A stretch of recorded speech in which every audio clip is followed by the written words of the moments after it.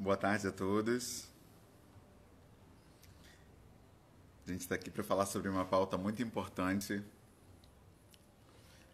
educação antirracista. Essa pauta, Negreli, que privilégio ter sua presença aqui.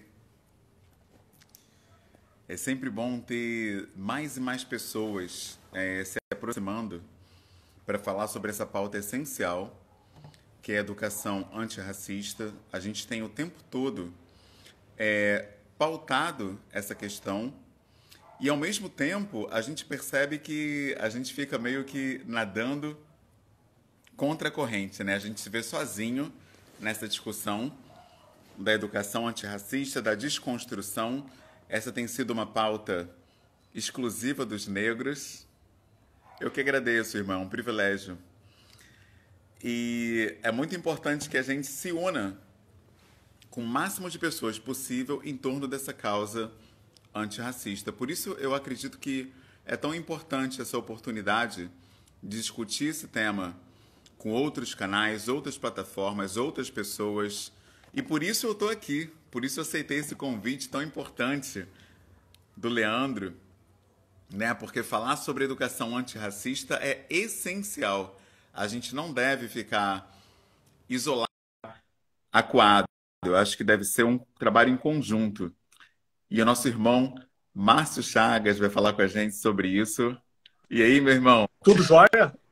Como é que tá? Tudo bem? Cheguei correndo aqui, não dá atraso, mas mesmo assim a gente atrasou um pouquinho, mas a gente compensa porque o assunto ele é super pertinente, né? Porque a gente sabe, por ser pai de crianças negras, né, o quanto a gente tem que se esforçar redobradamente para que os nossos filhos não sofram tanto como nós sofremos, como os nossos pais sofreram, como os nossos avós sofreram.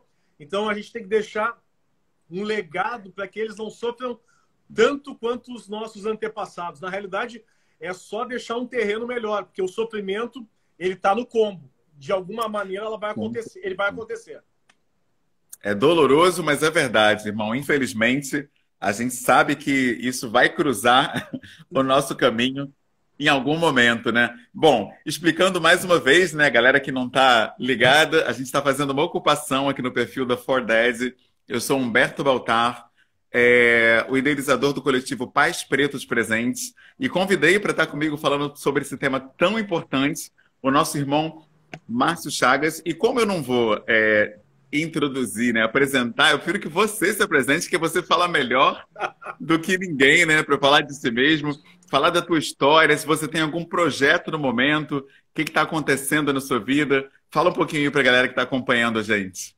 Bom, meu nome é Márcio Chagas da Silva, eu tenho 44 anos, sou professor de educação física, atuei como árbitro de futebol por 15 anos, trabalhei como comentarista de arbitragem do Grupo RBS, que é uma afiliada da Rede Globo aqui no Rio Grande do Sul, por 6 anos, né? E ultimamente, né, em virtude dessa pandemia, parece que a gente surgiu mais fortes do que nunca, né? Então a gente tem debatido, discutido, refletido inúmeros assuntos pertinentes que no nosso tempo, e eu confesso que eu não lembro, no nosso tempo de infância e adolescência, não era um assunto debatido diariamente como hoje a gente acompanha nas redes sociais. É uma pauta que está sendo mais do que necessária em virtude de tudo que está acontecendo através das imagens, das filmagens, algo que até então era mascarado, mentido, né? Então a gente,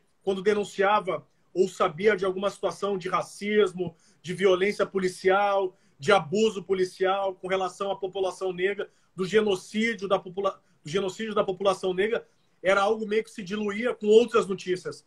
E como o país está passando por um período que é um turbilhão e tudo está canalizado nessa questão da política, né, que a gente não tem como fugir, hoje todos estão a par do que está acontecendo no país, a gente parece que surgiu do além, né? É que nem a Fênix, a gente surgiu das trevas. Então, hoje a gente está tendo voz, está tendo a oportunidade de falar. Estamos debatendo sobre uma temática que, para nós, homens negros, é muito necessária, que é a questão da paternidade, da afetividade, do sentimento, algo que nos é negado desde a infância, porque nós temos uma cobrança e carregamos um peso tremendo, uma vida inteira de não externar sentimentos, e isso é muito doloroso. Nós somos extremamente boicotados nesse sentido, como se a gente tivesse que carregar um peso muito maior que qualquer outra pessoa, e isso atrapalha, inclusive, nos nossos relacionamentos, porque a gente muitas vezes não consegue externar para a parceira, né, que está conosco, ou também para os casais LGBTQI+, né, não consegue externar para os seus parceiros, porque a gente vive com um peso demasiado a vida inteira. Né? Como se nós não pudéssemos mostrar uma lágrima escorrendo de sentimento das dores que a gente sofre ao longo da vida, das violências que a gente carrega. Então, isso é muito importante que a gente bata esse papo, converse, que as pessoas que estejam nos assistindo depois reflitam, porque nós, como pais negros, nós temos que fazer um caminho e deixar um legado para que os nossos filhos não sofram tanto como nós sofremos. E esse bate-papo, essa abertura para que a gente dialogue aqui na tarde de hoje é muito importante. Perfeito. E como é que você enxerga o papel dos brancos na pauta antirracista? O racismo, afinal de contas, é um problema nosso, da comunidade negra, dos brancos? É um trabalho que deve ser feito em parceria? Como é que você enxerga isso? Bom, na realidade, o racismo não é um problema nosso, né? Que isso fique bem estabelecido. Né? Não é um problema nosso. Não fomos nós que criamos o racismo. O racismo, ele, infelizmente, ele é uma herança do período da escravatura, que se perpetua até hoje, o que faz com que a gente viva num apartheid racial social, que muitas vezes é mascarado e mentido, como se a gente vivesse numa democracia racial, e a gente sabe que a gente não vive. E, estatisticamente, nós sabemos que os homens negros recebem 30% a menos nos seus salários, as mulheres negras, comparadas às mulheres brancas, então é quase 50% a menos. Então, a questão racial, ele não é um problema do negro, ele é um problema do branco.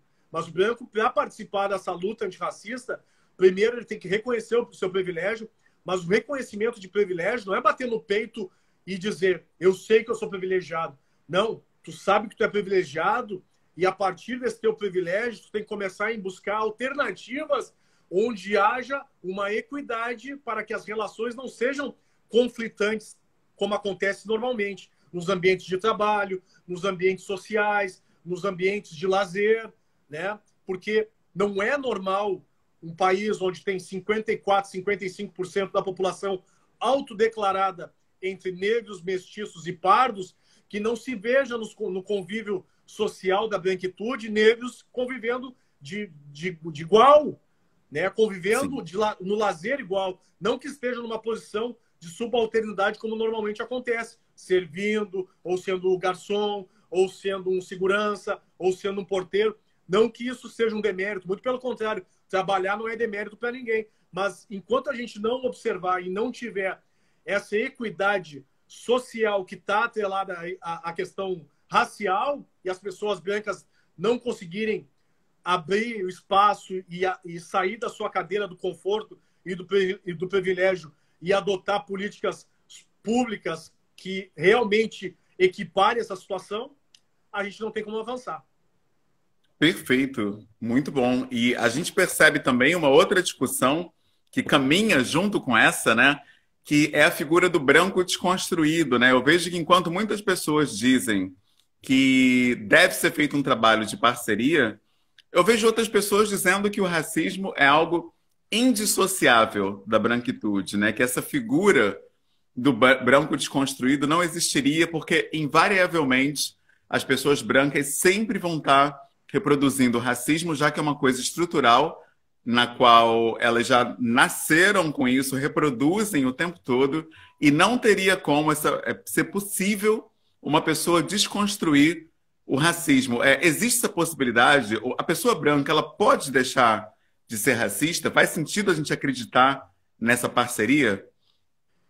Eu acredito que sim, e a prova viva disso foi a mobilização que aconteceu nos Estados Unidos, né? A gente teve que importar um caso para observar que os brancos por lá já estão numa mentalidade de combater essa desigualdade racial né, muito mais potencializados do que nós, que temos uma Sim. população muito maior e até hoje não conseguimos vencer esse apartheid racial.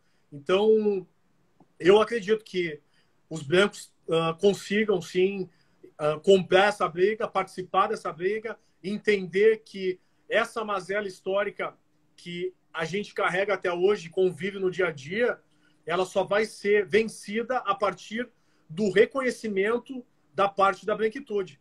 Né? Então, eu acredito, Perfeito. eu não creio na teoria do DNA. Né? Eu nasci racista, eu não vou mudar. Não. Todas as pessoas elas podem mudar quando elas têm o reconhecimento e o discernimento de compreender o quanto ela é privilegiada numa sociedade que ainda é muito racista. Né? Então, quem adota aquele discurso de democracia racial, de meritocracia, tem que fazer essa desconstrução urgente, porque quem mora lá na favela, na periferia, né, escuta isso como se ele estivesse lá por escolha. Na realidade, o povo negro periférico mora numa situação desfavorável porque não lhe coube outra alternativa. Quando os portões foram abertos em 1888, né, a periferia foi a alternativa que os negros tiveram para conseguir montar os seus quilombos, né, montar as suas comunidades, porque não teve outra alternativa.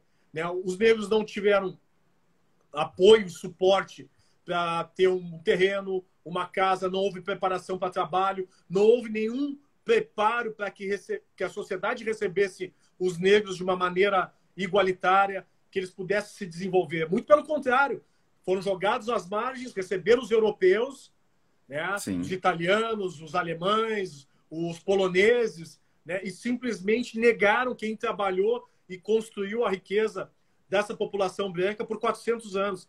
Então, o Brasil ele é um país de índios que foi construído por negros para benefício dos brancos. Enquanto os brancos não tiverem essa consciência, a gente não vai conseguir evoluir. Muito boa essa reflexão.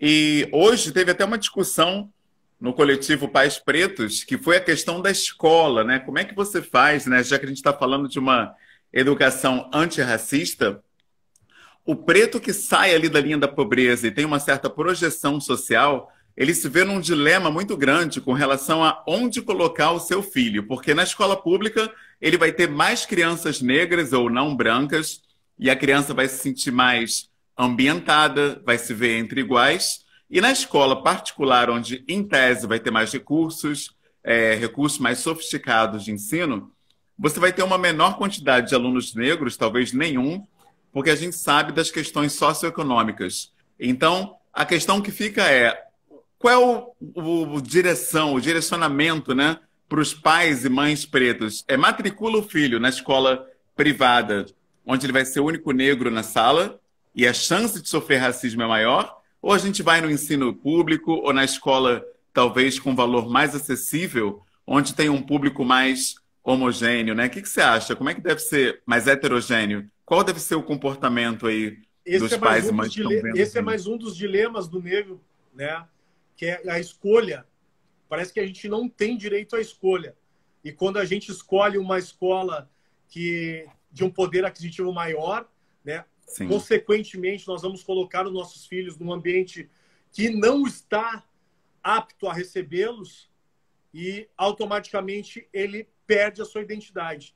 Então, isso é um sim, dilema que nós normalmente, né, e eu digo nós porque eu me incluo num pacote, não que eu tenha um poder aquisitivo altíssimo, mas em virtude de conhecer, né, as escolas, tanto públicas como particulares, se eu puder escolher um ensino de qualidade para colocar o meu filho para se desenvolver e futuramente concorrer na tentativa de igualdade com os brancos no mercado de trabalho, eu vou ter que colocar o meu filho num ambiente embranquecido.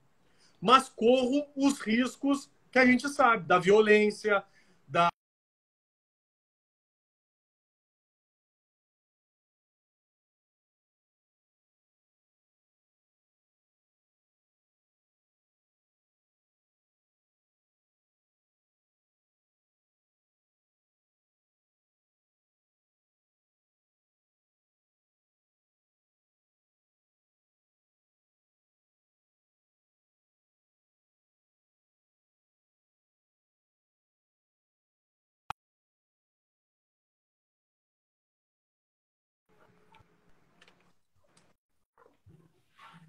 Deu uma Voltou? travada.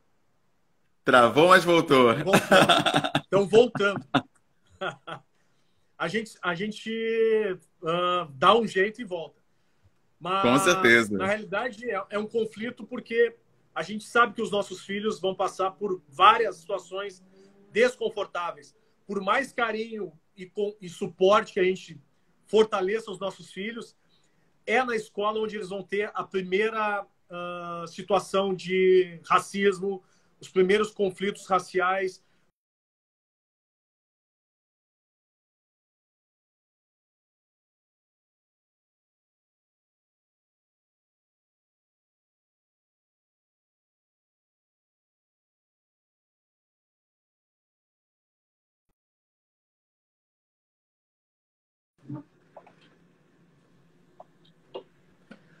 Eu vou mudar de lugar aqui e vou levar para um outro espaço. Eu não sei se é a sua conexão ou se é a Não, é minha. a minha bateria que está terminando.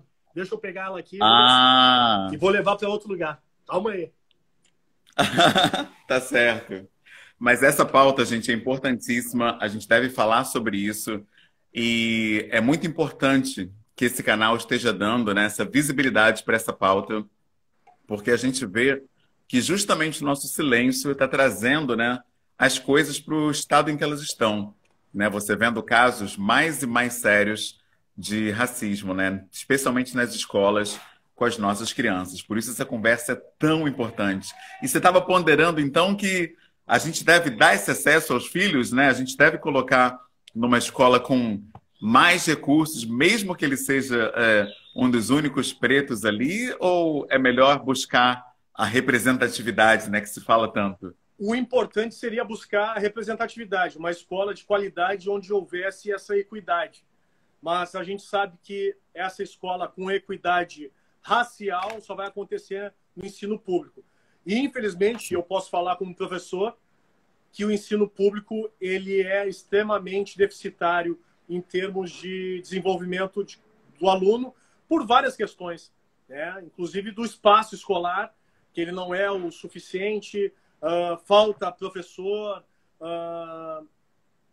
seguidamente tem algum tipo de greve, e eu não estou desmerecendo o movimento dos professores, porque eu também acho que o professor no Brasil ele é extremamente mal valorizado, ele não é valorizado, ele sobrevive a um sistema e é cobrado como se ele trabalhasse e recebesse um valor extremamente alto.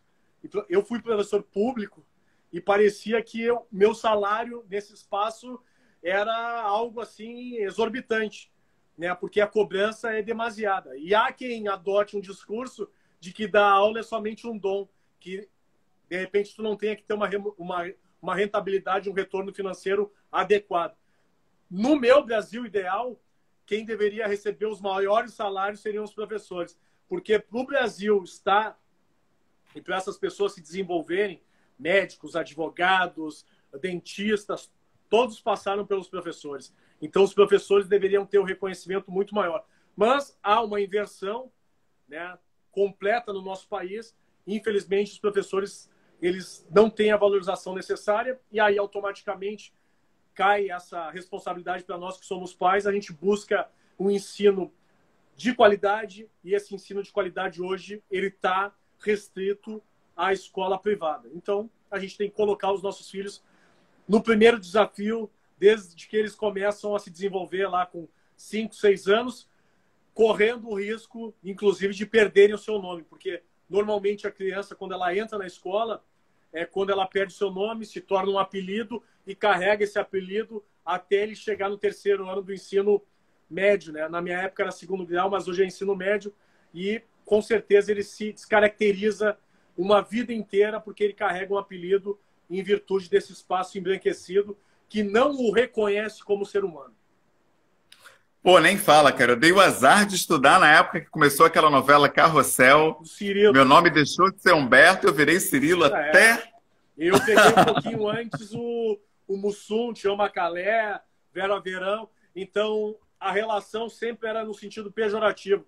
E o Cirilo tinha uma particularidade porque era um menino extremamente dócil, né, que ficava como se fosse o negro em busca da menina branca o tempo inteiro. E por mais que ela humilhasse ele, ele sempre era uma criança dócil atrás dela, como se nós fôssemos pacíficos, omissos, né? Fosse o negro que busca aquele troféu do reconhecimento que é a mulher branca para andar do nosso lado, né? Então, até nesse sentido, né, que a inclusão do negro em alguns papéis é sempre numa posição de subalternidade. É muito boa essa sua observação, porque, por exemplo, hoje em dia você tem o Pantera Negra, por exemplo, que é um super-herói preto. E ninguém escolhe chamar o cara de Pantera Negra, né? Tem que ser um nome que deixa o cara queimado, né? Não pode ser uma coisa boa, né? É impressionante, cara. E a gente teve, esse ano, mesmo com pandemia, sem nem ter aula, a gente teve aquele exemplo da nossa irmãzinha, a Fatu, que num grupo de WhatsApp da escola chamaram ela de escrava, disseram que ela tinha que ser vendida mais barato, fizeram aquele horror e ela acabou saindo da escola no final das contas. A opção da família foi que ela saísse. E aí eu pergunto, como é que a gente faz diante de casos como esse? O direcionamento é sair mesmo? É buscar essa desconstrução dos colegas? Como é que você enxerga diante da branquitude, né? Diante dos episódios de racismo? O que a gente deve fazer, né? A gente tem esse papel de ensinar como conviver aos brancos. A gente deve se preservar em primeiro lugar e buscar um lugar onde a gente é acolhido. Como é que você enxerga essa relação depois de um episódio de racismo, por exemplo? Bom, é muito delicado, né? Eu até não sabia que a menina tinha saído da escola. Eu soube de todo o fato, numa escola tradicional do Rio de Janeiro, né? Sim, sim. E acredito que tenha sido a melhor decisão da família pelo episódio e pelo o que aconteceu, pelo fato. O que acontece? Hoje a gente, inclusive, estava debatendo isso lá no grupo do Pais Pretos, né? O que fala mais alto no mundo é a questão do capitalismo, né? E o fato de ter um aluno negro é meio que insignificante para essa escola. A escola não está preparada e aberta o suficiente para nos receber, né? Ela quer capitalizar. E se acontece um fato desses, normalmente é uma nota de repúdio e uma manifestação pública, assim, para desconsiderar, dizendo que sempre é um caso, como é que eles gostam de usar? Um caso isolado.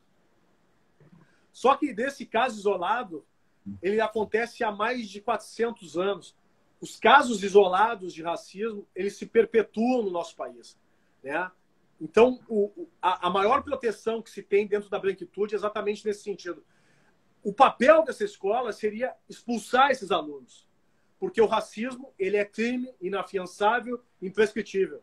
Mas, normalmente, para dar uma mascarada, se adota a injúria racial, né? Que dá uma contemporizada, põe um pano em cima, né? Paga uma cesta básica, dá um castigo, e a situação ela é potencializada para que ela aconteça cada vez mais e coloca essa criança negra como se ela fosse o algoz, porque quem denuncia acaba sendo um vilão e quem comete se torna vítima. Então o racismo ele se desenha ainda no Brasil como um crime perfeito, e ele é perfeito porque o judiciário contribui para que isso aconteça. Sim. Não há punição, não há retaliação com relação a isso. Simplesmente, vamos agir de uma maneira pedagógica, educativa, porque nem todo mundo sabe o que é racismo. Como ninguém sabe o que é racismo, se desde do meu nascimento eu sei o que é racismo. Eu sei que desde pequeno eu tenho que sair bem vestido de casa, que eu tenho que sair com meu documento, que eu posso correr o risco de entrar no supermercado e um segurança me seguir o tempo inteiro, achando que eu vou roubar alguma coisa, de que eu vou caminhar numa calçada e uma senhora ou um homem vai se sentir no direito de desviar o caminho ou trocar de lado com medo e só por me enxergar, ou de alguma senhora recolher a sua bolsa com medo de que eu vá roubá-la. Então, tipo, como que essas pessoas não sabem o que é racismo? Né? Nós temos que estar o tempo inteiro educando essas pessoas. Até quando nós vamos ter que ensinar para elas que a postura delas é extremamente racista, que a postura delas é extremamente inadequada? Nós somos cobrados de uma maneira de que a gente não pode errar de maneira alguma. Eles passam o tempo inteiro errando conosco. E a gente tem que estar o tempo inteiro aceitando as desculpas. O racismo, A brasileira é um pedido de desculpas e uma nota de repúdio. Agora, qualquer situação que aconteça de erro da nossa parte é delegacia, cadeia, quando não é morte. É muito doloroso. Nem fala, só de pensar no que a gente vê acontecendo a todo tempo, a gente fica até sem saber o que fazer, né? Eu trouxe aqui um exemplo concreto, que é algo de que aconteceu, porque estava aí, ganhou notoriedade nacional, mas e para isso não acontecer, o que que a gente faz? O que que a gente faz para que não chegue a esse ponto das crianças naturalizarem, né, os adolescentes, jovens, naturalizarem o racismo? A gente está aqui numa plataforma que tem maioria de seguidores brancos, a maioria tem filhos. Então, como dar uma educação antirracista para essas crianças? Você tem alguma ideia, alguma sugestão, algo que poderia ser feito para já começar essa desconstrução de pequeno? Várias sugestões, inclusive de não fazer piadas e brincadeiras, né, no seu almoço de domingo ou na sua reunião de família, achando que, por mais que não tenham negros presentes, de que a criança não vai captar aquilo que está sendo dito. As crianças são as maiores esponjas, elas absorvem tudo que está sendo falado. Então, se há essa reprodução e uma naturalização de atitudes racistas no ambiente familiar, automaticamente as crianças farão na escola, farão nos espaços sociais, porque elas vão entender que o pai, ou a mãe, ou a avô, a avó, um tio, um dindo, o que ele está dizendo é o correto, né? Nós, como adultos, a gente tem que entender que nós somos o reflexo e o espelho dessas crianças. Elas nos identificam, nos analisam todos os dias, né? Então, as nossas atitudes elas têm que ser ponderadas e desconstruídas diariamente. Segundo, quando houver uma manifestação racista, né, e você observar que algum negro está sendo acuado, violentado, né, humilhado, não dê um tapinha nas costas dessa pessoa e diga estamos juntos, nós somos todos iguais. Encaminhe e incentive essa pessoa para fazer a denúncia. Ele não pode se omitir e achar que ele é o problema do espaço. Ele tem que se sentir acolhido. Ele tem que ter pessoas que entendam que aquilo que está acontecendo com ele é algo criminoso e darem o respaldo suficiente para que ele tenha a atitude correta. Fazer a denúncia, não banalizar e não receber essa agressão e guardar para si, porque isso, consequentemente, vai estourar dentro de casa, com o filho, com a esposa, com a companheira, porque é muito doloroso carregar todo esse peso de violência para o ambiente onde normalmente acontece, né, alguma discussão, em virtude do clima que às vezes fica áspero dentro de casa, então tu acaba destilando todo esse ódio, toda essa violência em quem não merece. Então tem várias coisas que nessa luta antirracista as pessoas brancas podem contribuir, né? Não se omitam, não fiquem o tempo inteiro perguntando, mas o que eu posso fazer? Vocês podem fazer e muito. Inclusive, colocar na televisão desenhos de crianças com personagens negros, né? Nós existimos e somos mais da metade da população e isso tem que ser mostrado aos filhos de vocês. Tem bonecos e bonecas negras, personagens negros que os filhos de vocês, desde cedo, podem começar a observar, podem começar a olhar e não ficar tão distante do imaginário dele. Porque quando ele enxergar uma criança negra numa praça para dividir o brinquedo com ele, ele não vai estranhar, porque ele já vai estar naturalizado aquilo como algo comum, né? Ele não vai estranhar e ficar imaginando, que ser humano diferente, eu nunca vi um negro na minha frente.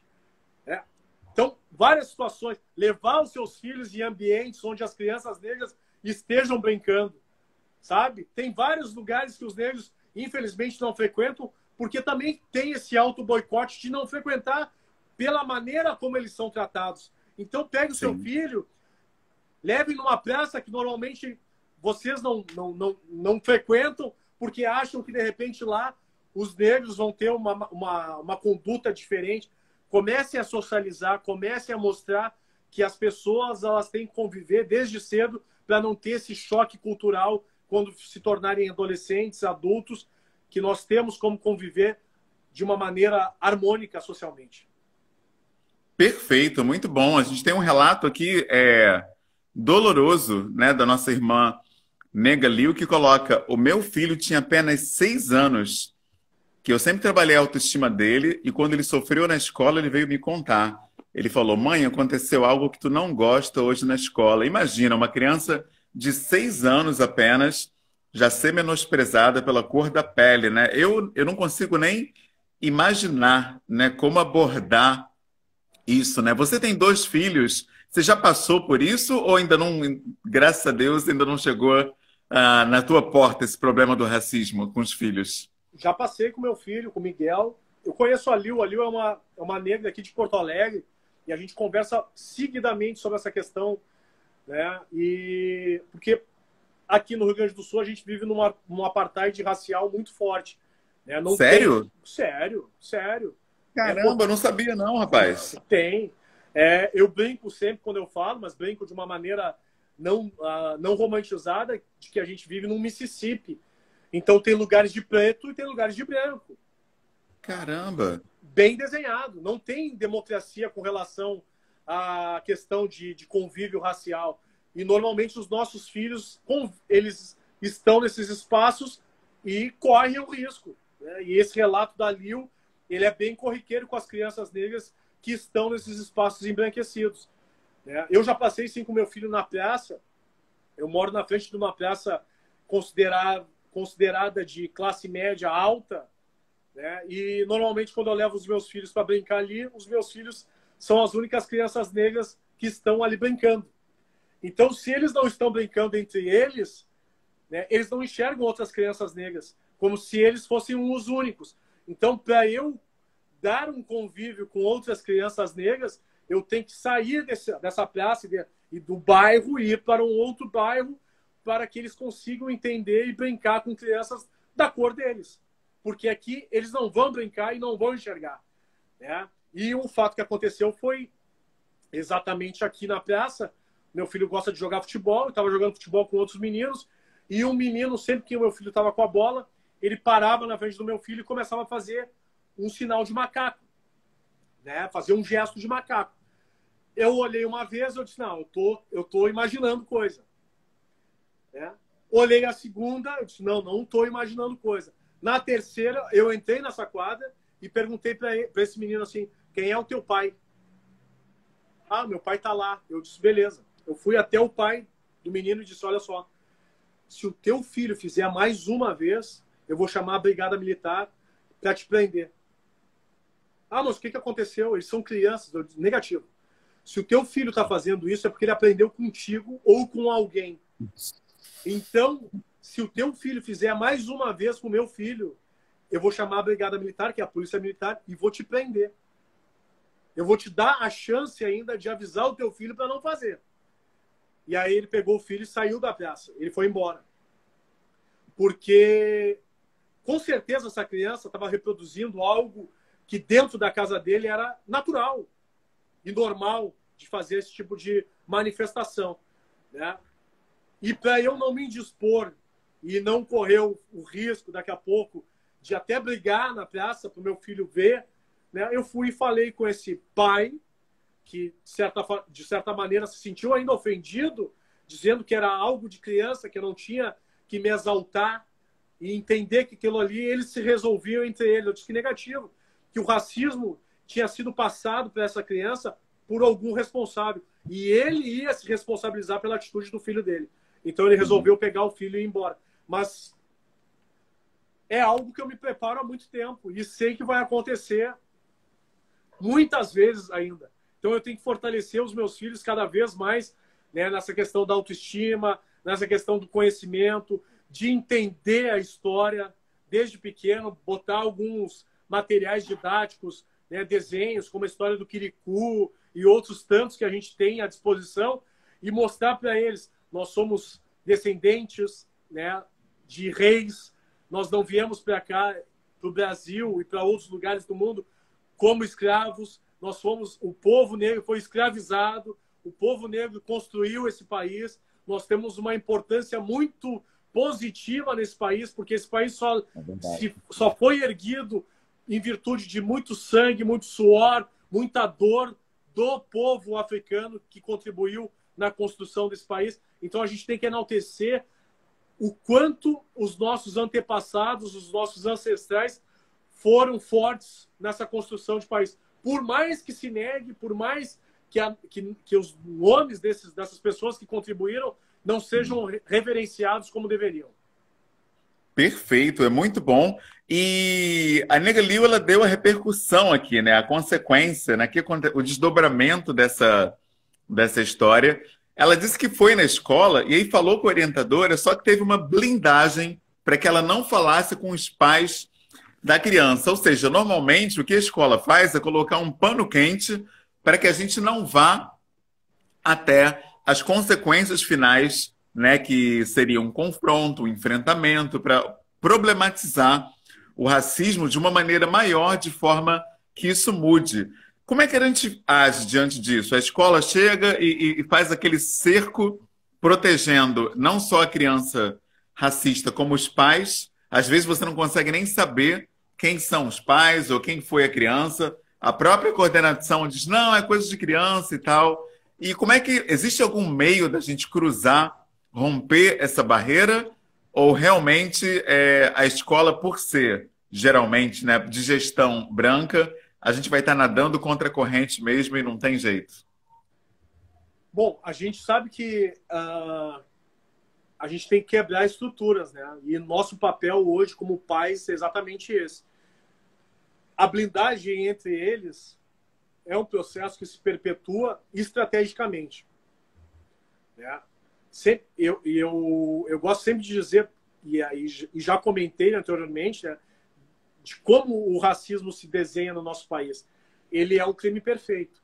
E a escola, muitas vezes, acoberta esse tipo de situação, porque ela não quer ficar exposta de que aconteceu um crime dentro da escola.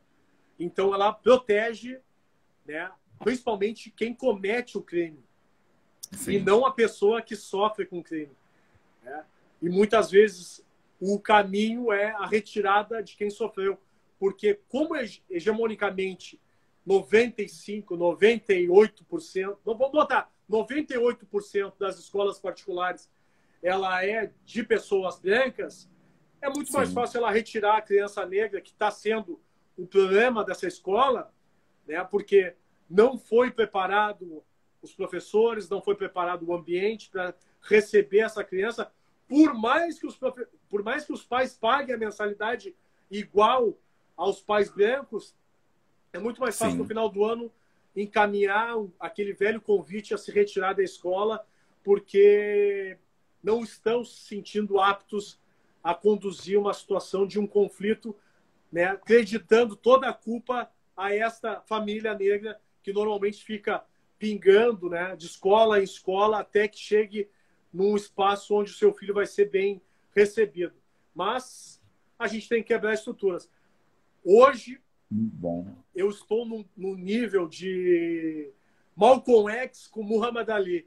Eu não tenho mais papas na língua para tratar esse assunto. Não romantizo, não adocico. Se tiver que ir para o embate, eu vou para o embate. Não me calo com relação, principalmente aos meus filhos, né? Porque eu acho que isso é o papel de um pai, proteger os seus, né? A gente não busca diariamente o conflito, muito pelo contrário, eu gostaria de ter a tranquilidade de viver, né, como os brancos vivem, somente com a dor de cabeça financeira, que normalmente acontece com todos, mas eu tenho outras dores de cabeça, que é a questão de ambientação, não só minha num contexto social, mas de como os meus filhos serão recebidos também nesse contexto social. Então, as minhas dores de cabeça são muito maiores, porque não passam só pela questão financeira, elas passam por questões sociais também. Perfeito, muito bom esse teu apontamento. E, ao mesmo tempo que ele dá um direcionamento sobre o que fazer nesses casos, ele aponta também um outro problema que eu até já conversei numa outra live com um psicólogo que estava dizendo que apontar a solução apenas, infelizmente, no caso das pessoas pretas, muitas vezes não resolve, porque a gente tem um problema também de autoestima, um problema socioeconômico econômico, um problema de exclusão, em que as pessoas não se veem capazes de fazer o que sabem que tem que fazer. Então, por exemplo, várias pessoas colocaram aqui, chama a polícia, né? Nesse caso, como você deu o exemplo, e vou chamar a brigada. Muita gente teria medo de chamar a polícia e ela própria sair algemada dali, né? Então, como é que você construiu essa posição em que você se encontra hoje, em que você se vê capaz de representar de fato os teus filhos, no caso de racismo, injúria racial, e representar a si mesmo também? Você é um exemplo nacional e até internacional de pessoa que peitou o sistema, foi de encontro, foi para a luta mesmo no momento de racismo. Como é que foi isso, né? Como é que você construiu essa personalidade, se é que é algo teu, né? Dá para falar que é uma coisa específica tua. Como é que você chegou nesse lugar em que você se vê capaz de enfrentar mundos e fundos em prol do respeito, né? Do alto amor, de se reconhecer enquanto pessoa que merece ser respeitada como qualquer outra. Como é que foi isso? Esse processo passou por muita pancada, muita dor, muita violência, muito auto-boicote, né, que normalmente acontece com o negro quando ele está inserido dentro de um espaço hegemonicamente branco. Então a gente engole muito sapo. Né? Eu não demorei.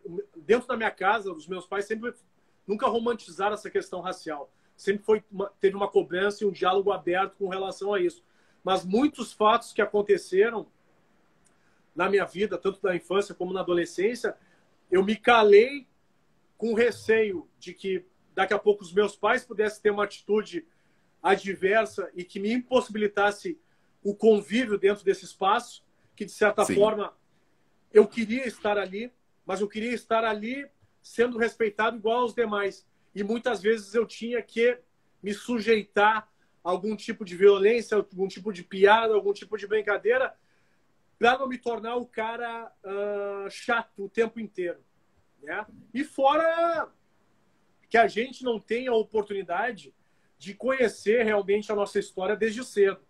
Né? Então, essa é uma busca que a gente começa a ter da adolescência para a fase adulta, né? De saber o porquê que o povo negro está nessa posição, né, desfavorável socialmente, economicamente até hoje, né? De entender como é que funciona esse sistema capitalista que nos oprime o tempo inteiro, que a gente chega num certo patamar e aí não consegue avançar, que parece que tem uma pedra, uma barreira que não deixa a gente furar essa bolha e avançar. Então tem várias questões que fazem com que a gente se sujeite durante quase uma vida inteira até chegar a um determinado momento que, tipo assim, ó, chega, vou assumir todos os riscos, né? Porque cheguei no limite, o copo está transbordando, eu não estou mais afim, vou correr os riscos e assumir os riscos, né? E tomar uma decisão de enfrentar. E muito disso aconteceu com a paternidade. Porque quando eu passei pela última situação de racismo no futebol, que foi em 2014, foi no dia 5 de março de 2014, quando eu cheguei em casa, a primeira coisa que eu fiz, né, soltei a minha bolsa, eu fiquei zanzando da sala para o quarto, do quarto para a sala, durante umas 2, 3 horas. Eu fui dormir, cheguei em casa 2h30 da manhã, fui dormir por volta das 5h30, 6 horas, porque a minha cabeça estalava. Eu estava num misto de raiva e impotência. Né? Raiva por ter passado por toda a situação, né? Por todo o crime de racismo e injúria racial, de ser chamado de negro, macaco, escória, volta para a África, volta para a selva, né? Favelado, morto de fome, matar negro é adubar a terra, e entre outras tantas coisas. E ainda me deparar com o meu carro com as portas amassadas a pontapés, bananas sob a lataria e 2 bananas no cano de escapamento. E escutar durante uma viagem inteira um dos colegas dizendo para mim não falar nada porque eu iria me prejudicar.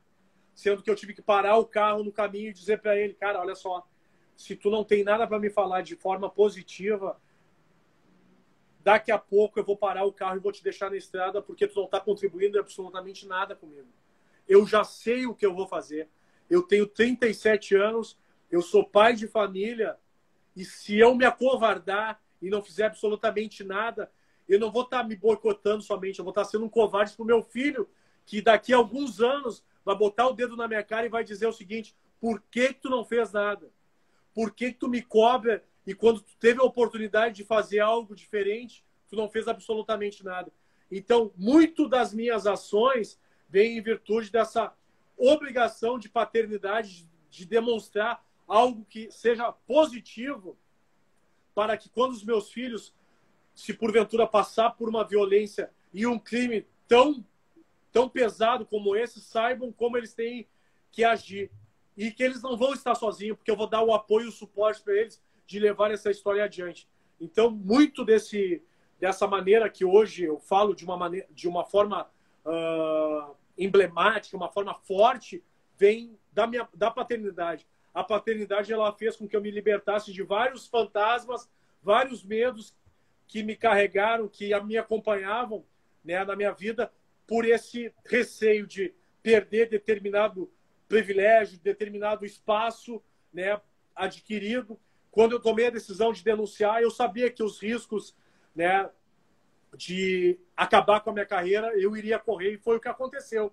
Mas a minha honra, né, e a minha atitude, e poder olhar no rosto dos meus filhos de uma maneira positiva e orgulhosa, hoje não tem preço algum. Perdi, não sei se eu perdi tanto, eu acho que eu ganhei muito mais tomando a atitude que eu tomei.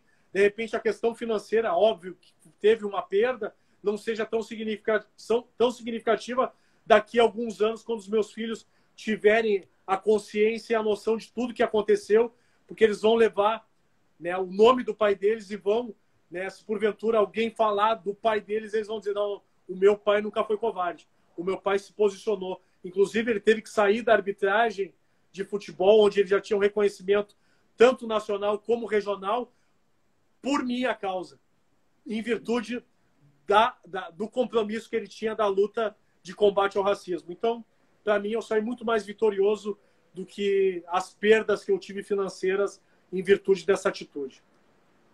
Poxa, é muito bom ouvir isso, porque dá um fôlego, né, de fé, até de coragem, para que quando a gente passe por isso, a gente tenha exemplos, né, que confirmam que a gente deve, de fato, ir até as últimas consequências em prol do respeito próprio, né? Porque a gente vê que, infelizmente, a maioria absoluta das pessoas silencia esses casos justamente para não ter problemas no trabalho, no grupo, na roda de amigos, para não ser excluído, né? E não ficar sozinho, né? Então, fica aí a pergunta, né? Teve um preço, né? Esse posicionamento teu, ele custou amizades, oportunidades, alguma coisa? Ou foi tranquilo? As pessoas entenderam a tua coragem, te admiraram ainda mais e te incluíram mais, te deram mais oportunidades? Qual foi o desdobramento desse enfrentamento do racismo? Teve um preço. Tudo tem um preço quando a gente toma alguma atitude, né? Ainda mais quando a gente toma uma atitude pela nossa honra. O preço que eu paguei foi de descobrir realmente quem eram as pessoas que eram minhas amigas, né? Então, o meu vínculo de amizades, ele diminuiu completamente, né?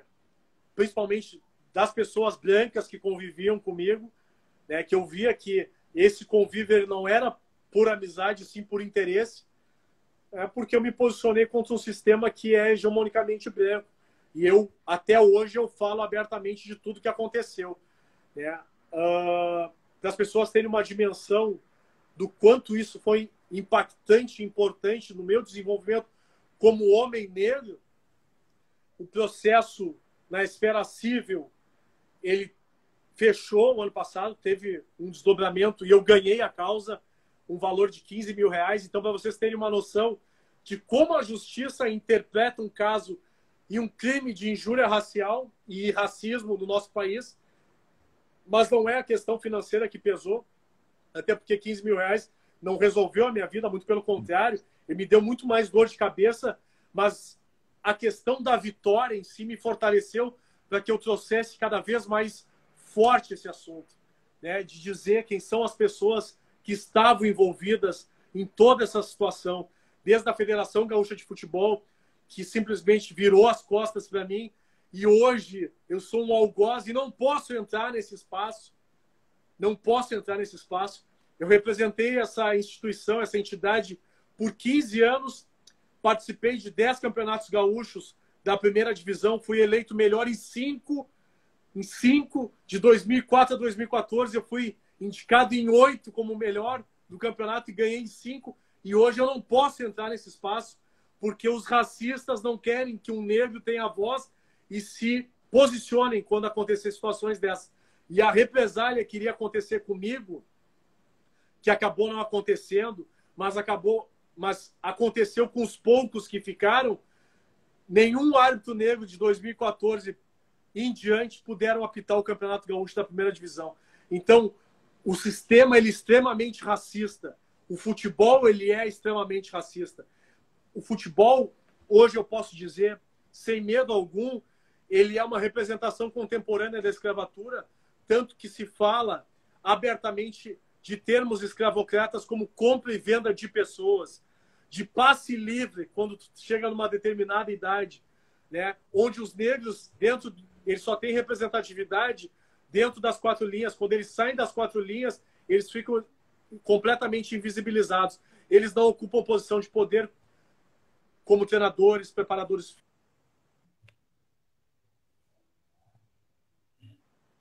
como representatividade. Os negros têm até hoje um delimitador onde eles são colocados em dúvidas e em xeque constantemente se eles têm capacidade intelectual de desenvolver posições de comando. Então, o futebol, que é a paixão nacional, é um ambiente extremamente racista. As federações não têm negros como presidentes. Os clubes de futebol brasileiro não têm presidentes negros. A CBF nunca teve um presidente negro. Então, até hoje, não se abre espaço para que negros ocupem essas posições de poder. Isso a gente tem que tratar diariamente. O futebol ele não é nada democrático. Os negros estão ali para serem vendidos como moeda de troca. Eles não são preparados para serem cidadãos. Eles são preparados para serem comercializados futuramente, para a rentabilidade dos clubes futuramente. Não se há preparação na formação de cidadão. Então, o esporte em si, ele não é para todo mundo. Ele tem uma casta definida, que são os netos e bisnetos dos escravagistas, que até hoje têm o privilégio de comandar. E os negros não têm esse espaço. Perfeito. Essa fala é muito importante, é muito poderosa, porque mostra a dimensão do problema, né? A maioria das pessoas, principalmente brancas, acreditam que o racismo ainda é um problema individual, né? Você tem um racista ali, outro aqui, um outro que não é racista, mas na verdade é um problema de estrutura, né? Então exige que ele seja enfrentado de maneira estrutural também.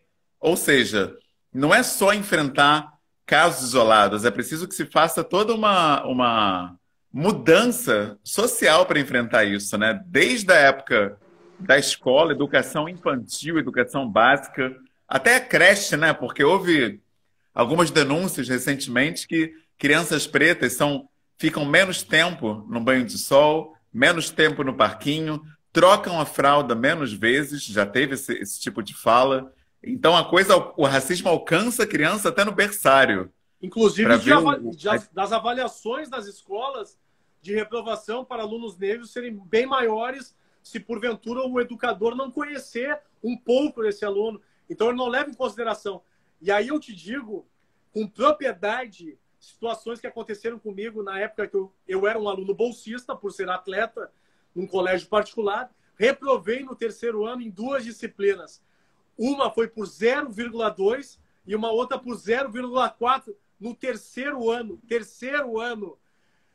E por coincidências da vida, esses tempos eu fui participar de uma palestra numa escola tradicional aqui de Porto Alegre, hegemonicamente branca, particular, né? E conversei com os alunos e falei da minha história como aluno num colégio particular, contei a história e eu vi que tinha uma pessoa dentro desse auditório que ficou incomodada e andava para lá e para cá. Quando terminou a palestra, esse professor subiu, foi até o palco e falou: pô, tu disse que estudou no IPA? Eu disse: sim, eu estudei no IPA. Mas que ano que foi isso? Em 91, 92, 93. Pô, eu dava aula lá nessa época. Eu disse: sim, tu foi meu professor nessa época. O teu nome é Renan.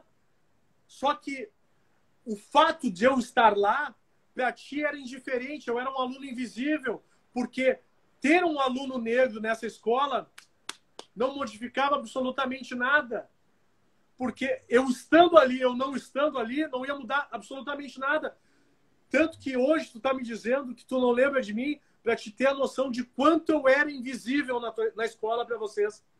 Não é o fato de dar uma bolsa e colocar um aluno negro, mas sim da forma como vai ser recebido esse aluno. De como esse espaço vai acolher esse aluno. Porque vários conflitos vão acontecer durante essa época. Né? O fato desse aluno ser um bolsista, o fato desse aluno não ter economicamente como bancar alguns passeios, alguns materiais. Então, tudo isso tem que ser levado em consideração. Não é só o fato de colocar ele lá dentro. Agora te vira. Isso é o mito da meritocracia. Quando ele se apresenta e diz: quem quer consegue, tu já está aqui dentro. Sim, mas eu estou aqui dentro, mas como é que eu vou andar aqui dentro se eu não tenho financeiramente condições alguma de me equiparar com os meus colegas? Então, tudo isso tem que ser pensado quando se fala no assunto da meritocracia, que é uma das maiores falácias e mitos do nosso país. Muito bom. A Nega Lil também falou que foi reprovada por 0,1 numa disciplina nas vésperas de se formar. É impressionante, e né, um cara? desses professores, a semana passada eu participei de uma palestra com ele. Começamos através do online também. Ele falando, e eu disse: pois é, professor, na época do IPA tu já era metódico assim. Eu fui teu professor? Eu disse: foi. Eu rodei contigo. Pá, desculpa se eu atrapalhei a tua vida. Tipo assim, ele nem imaginou, sabe, ele não imaginou a possibilidade de eu ter sido um aluno dele e já foi se desculpando. Esses dois foram os dois professores que um me reprovou por 0,2 e o outro me reprovou por 0,4 no terceiro ano, sabe? Então, esse processo da reprovação, óbvio que se eu fosse um aluno com sobrenome de uma família tradicional, não aconteceria isso nunca. Eu me lembro que na época de colégio, alguns colegas meus, brancos, quando tinha a questão de rever a nota, esqueci o termo agora, que era... Tipo assim, tinha que... Revisão de nota. Sim. Vamos revisar a nota, porque se tinha esse espaço. Alguns colegas meus iam com uma calculadora HP, que já era algo raro naquela época, que consequentemente era dos pais, e normalmente já iam com um bolinho de dinheiro para fazer um suborno para o professor. Tipo assim: pá, tu não trouxe nada, eu já vim precavido, porque se tiver que fazer algum suborno ali, eu vou subornar o professor. Então, a mentalidade do capitalismo, ela já é incentivada desde cedo nessas famílias. E isso não acontece conosco, porque a gente não tem essa realidade. Então, aquilo ali, para mim, era tudo surpresa. Todas as situações. Eu achava que o fato do mérito seria o principal das avaliações, mas não. Tinham outras coisas que envolviam muito mais importantes. Perfeito. Nossa, não tem nem palavras, né? A gente escutar esse tipo de coisa. Foi perfeito ter você aqui, porque dá a dimensão nítida do problema, né? A gente tem muito que mudar enquanto sociedade. O Instagram vai cortar a gente, então eu quero te agradecer pela presença. Muito obrigado, meu irmão, por esse privilégio. Muito obrigado, um bom final de semana. E estamos aí juntos na luta por uma sociedade antirracista. É isso, tamo junto. Abraço. Valeu.